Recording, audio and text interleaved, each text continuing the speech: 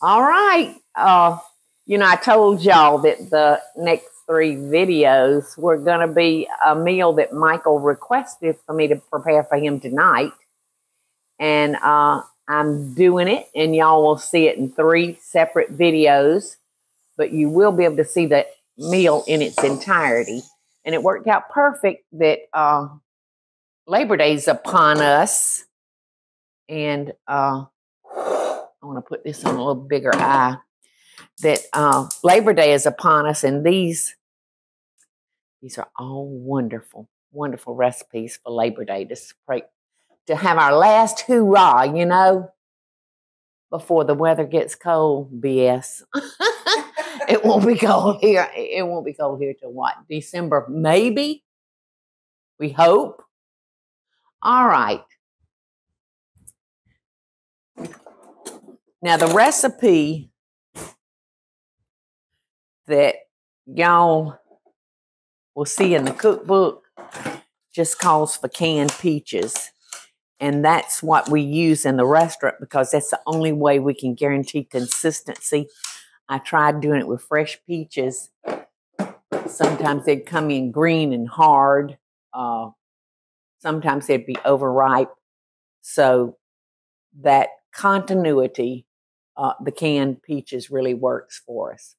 So, but today I'm using fresh peaches, and I have got on a pot of water to boil, and I'm gonna slip the skins off of these by dunking them in a hot water bath. And the first thing you want to do is just make a little notch in the top of that, kind of like a little cross or a little X, because that will help give it a head start on that skin coming off. No true words were ever spoken. Watch pot. Don't boil. So it's almost there, y'all, and it's taking a good while, but oh, there it comes. It's starting to boil. So I'm going to go ahead and put my stick of butter into the dish that I'm going to bake this in, and I'll put that in the oven and let the butter melt. But right now, we're going to finally drop these peaches down into some boiling water. So remember, I notched them out, and Eddie fixed me up bucket of ice water for me to bathe them in. So this doesn't take but a couple of minutes, and you can watch where we made that notch in the tip of the peach because it'll start to curl back. So when it starts doing that, we'll throw them in the ice bath, and the skin will come off so easy. When I try to peel them by hand, I just feel like I'm losing so much of the meat of the peach. And y'all know how I feel about waste.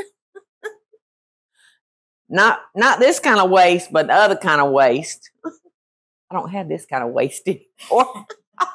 All I have is the waste that goes in the trash can. But I just know this way I'm getting every bit of the meat. And I've got a couple that's kind of popped.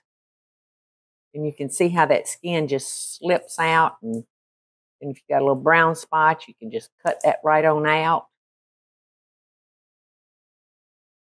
Ooh, and I got them hot, honey.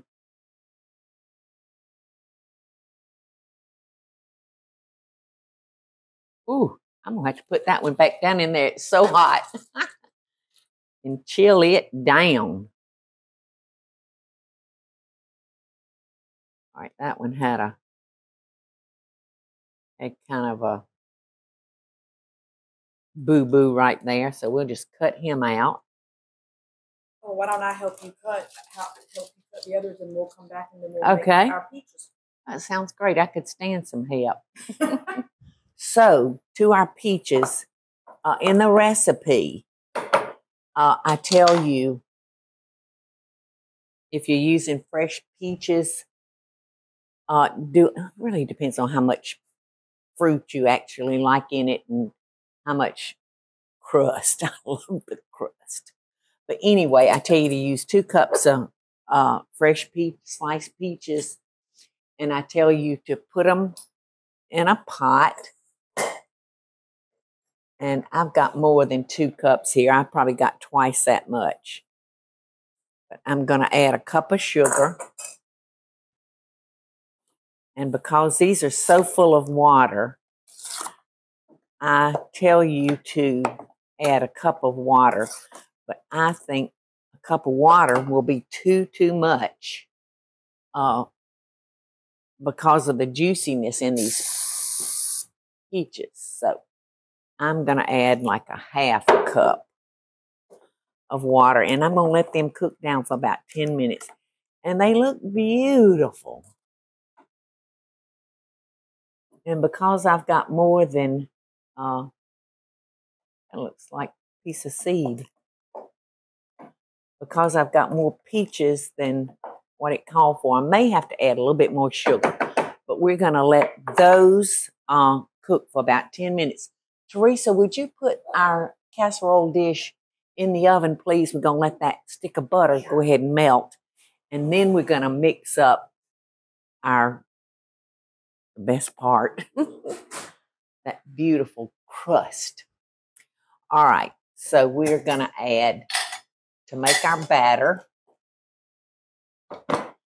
we're going to add 1 cup of sugar.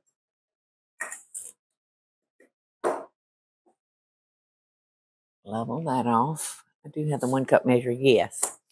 And we're going to add 3/4 of a cup of self-rising flour. That's a half a cup. Now I need 1/4 of a cup to make 3/4. There we go.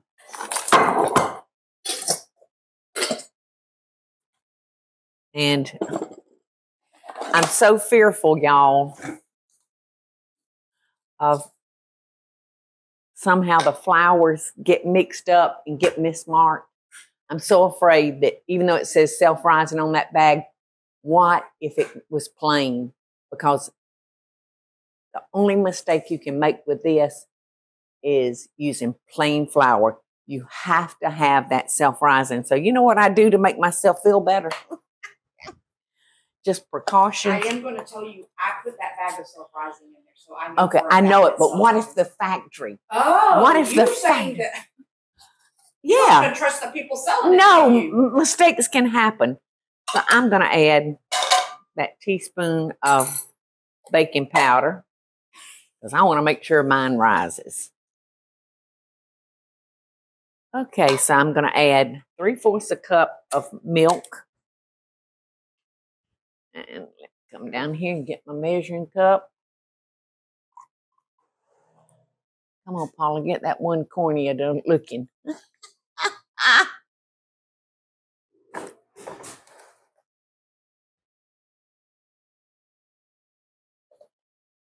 You can't beat the simpleness of this cobbler.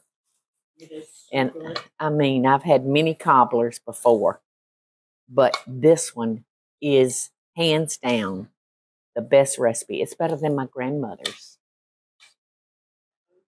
If she were alive, I wouldn't tell her that, though. Okay. So now all we've got to do is let our peaches soften a little bit. I'm going to check their sweetness. See if I need to add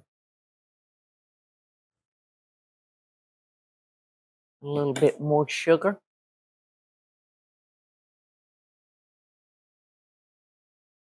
Ooh, doggies, that's good. Doesn't need a thing but the oven and then my lips.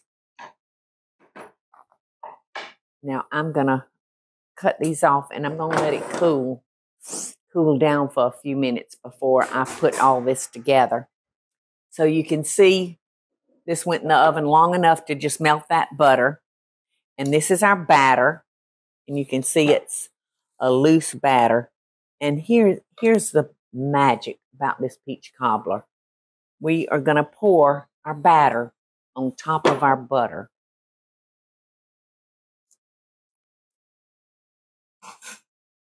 And I'll warn you, do not stir. Do not stir. or you will mess it up. So there's two things that can mess it up. If you use plain flour and if you stir all this together. So you can see where I'm going with this and how wonderful it's going to be. So I'm going to start by using a slotted spoon, and I'm going to lay my fruit very gently right on top of our batter.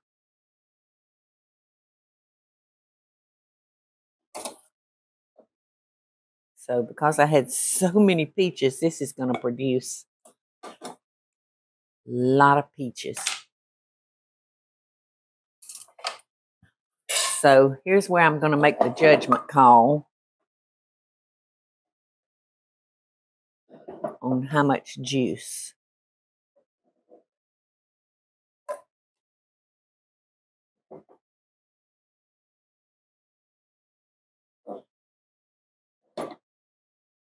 So that's how much juice I'm going to use. Oh, it is a little hot. If you would pick that up, and if we'll stop over here by the baking center real quick like. I'm going to sprinkle it with a little cinnamon because the cinnamon just tastes real good. So there we go. How long should it bake, Paula? About 45 minutes. Look at here. Look at here. I was always worried when I use fresh peaches is worry about, oh, did I put too much juice in it? Did I put not enough? And you can see where the cinnamon kind of got dark in the places. You can see I didn't get any cinnamon there because I think Teresa had the hot things, and I couldn't get that little spot right there. But is that not just beautiful? Is that not just beautiful? And I want to taste it so bad. But how am I going to do this? Because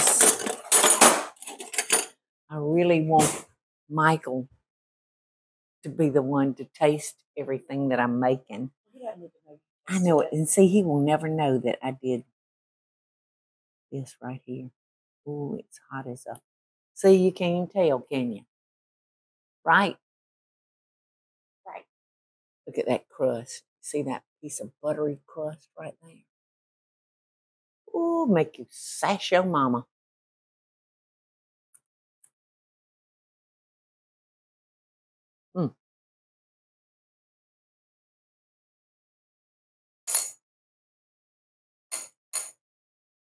Since I don't have a mama, I'm going to have to sass Aunt Peggy. If I have the guts to do it. Eddie's saying, no, don't do it. Don't do it, Paula. Love and best dishes. Hey, y'all, it's Paula Deen. Now, if you enjoyed this video, be sure to like it and click the subscribe button as well as the notification bell to be alerted when I post a video. Love and best dishes, y'all.